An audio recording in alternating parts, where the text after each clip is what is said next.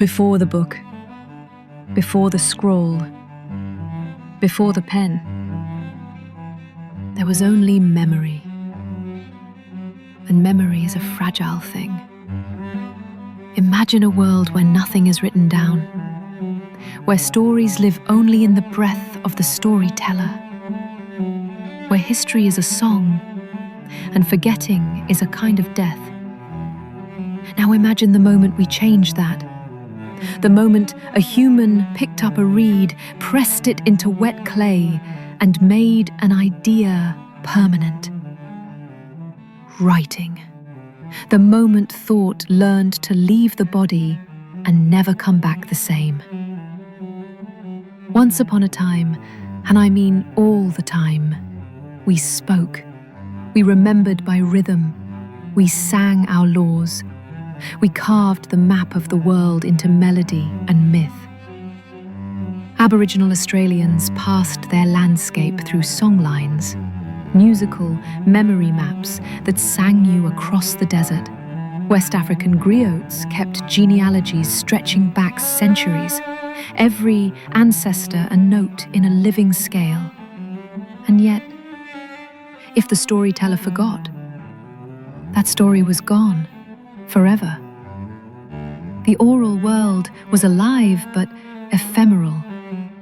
A world without books is not a world without knowledge, but one where knowledge must perform itself to stay alive.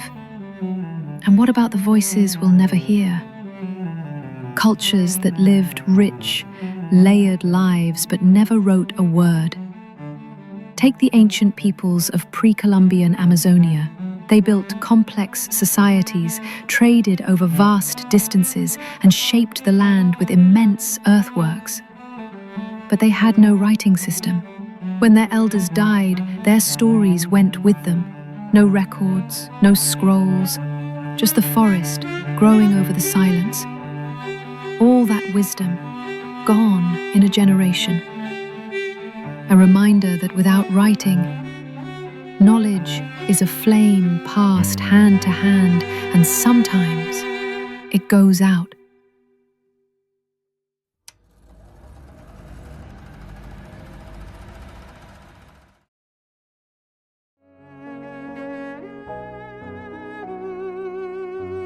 So, what was the first thing humans wrote down? Was it a poem? A prophecy? A desperate love letter scrawled in charcoal under the stars? Nope. It was receipts. Not very romantic, but deeply human. Travel back to ancient Mesopotamia, modern-day Iraq, around 5000 BCE. The land between the rivers. A world of farmers, herders, traders and priests with a lot to keep track of. And above all, grain. So much grain. Who owed what to whom? How many goats were traded for how many jars of beer? Which temple stored what and how much? Before writing, the system was simple. Tokens. Little clay markers shaped like animals, bags, jugs. Each stood for something. A sheep, a measure of barley, a laborer's wage. But once cities grew, those tokens multiplied. Dozens, hundreds, thousands, and someone, we don't know who, had a spark of genius. Why not press the token into the clay? Better yet, why not just draw the thing? So they did. A goat, a bag, a scratch for quantity.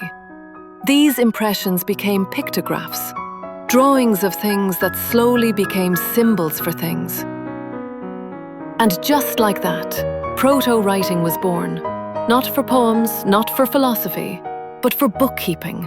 To count sheep, yes, but also to shape civilization. Because with writing came accountability, and with accountability came taxes, and with taxes, well, society happened.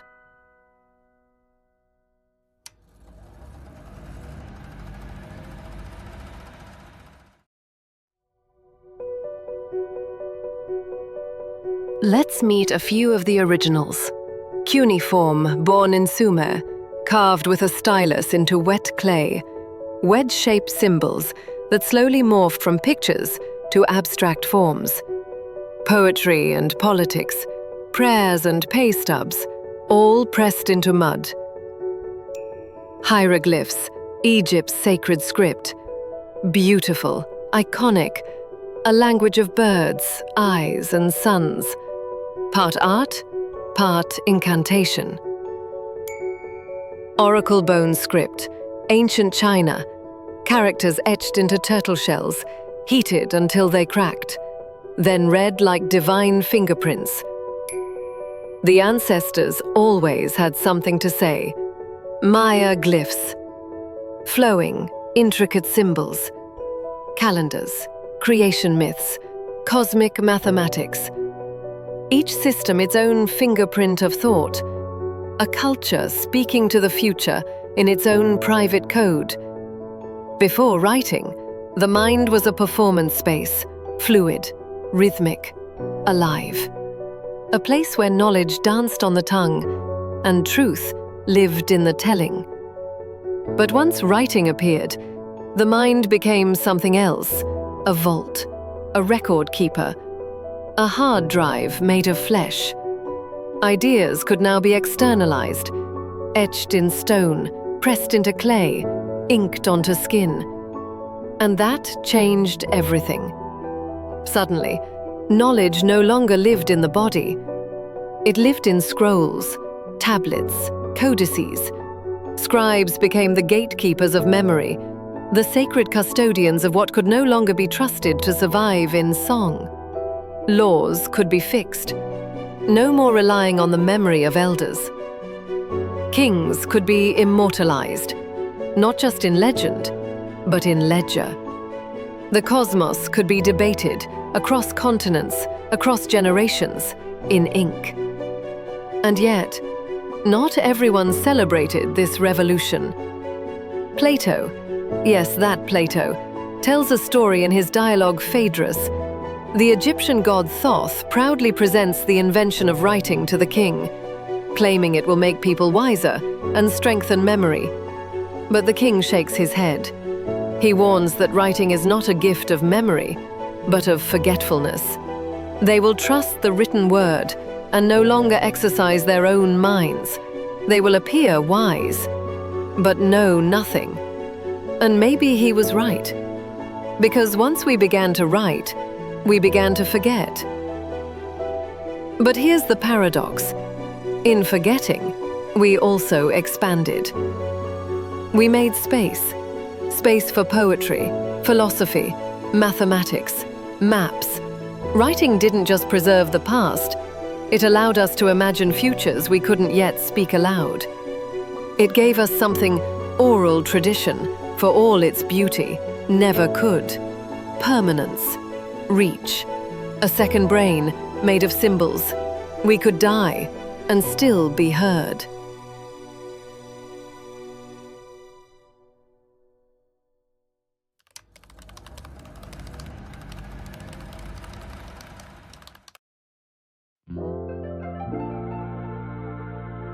Once upon a shore, the Phoenicians, brilliant traders and sailors, needed a faster way to keep track of deals, ports, and promises. So they carved out something revolutionary. A script with just 22 letters. No pictures. No gods hidden in glyphs. No vowels, even. Just the bones of speech. It was the first major writing system based on sounds, not things. A minimalist toolkit that could spell out anything. And then the Greeks got their hands on it. They looked at this consonant skeleton and said, beautiful, but where's the music? So they added vowels. And suddenly, the alphabet could sing. It could capture not just commands or numbers, but philosophy, tragedy, gossip, graffiti on the walls of ancient taverns. Then came Latin. Rome's contribution to your modern keyboard. From scroll to screen, it never left. You're using it right now. The power of the alphabet wasn't just in what it could say, but in how simply it could say it. A few dozen shapes, infinitely recombinable, like atoms of thought. It didn't matter if you were a priest or a potter. If you knew the letters, you could learn, argue, record, dream. Alphabets were portable, teachable, scalable. They moved across empires and languages, taking root wherever they landed. Aramaic, Hebrew, Arabic, Cyrillic. Each evolved from the same humble seed. And with just 26 letters, we built libraries, revolutions, internets, and that very long text you were supposed to read for class, but probably Googled instead.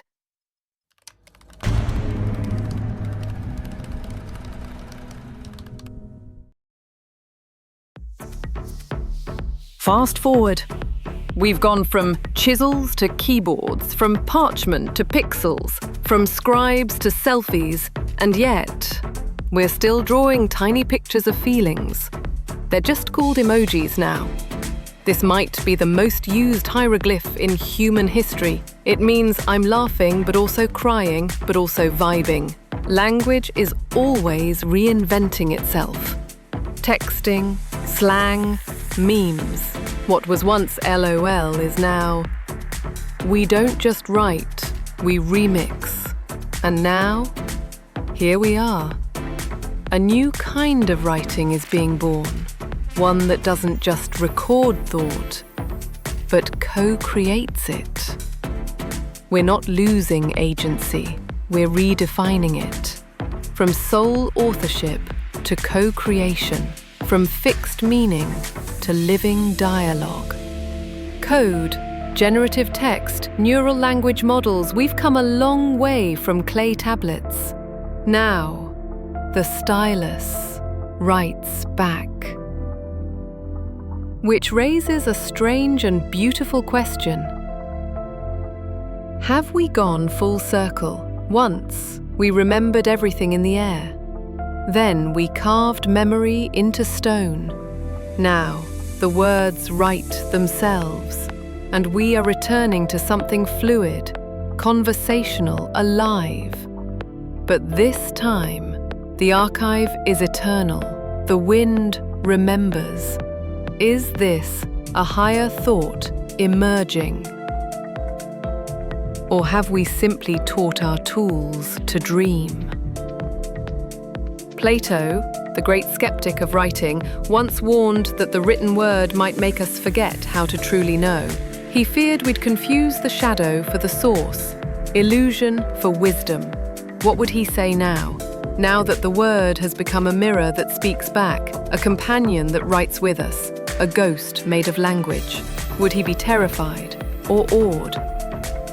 Perhaps we are not returning to silence, but moving toward a new kind of song, not written by one voice, but many minds, human, machine, and mythic, woven together. So what is writing really? It's not just marks on a surface. It's a time machine, a mirror, a spell. We write to remember, to imagine, to reach across time and whisper, I was here. I mattered. This is what it felt like. And now, with these words still echoing, we ask you, what will you write next?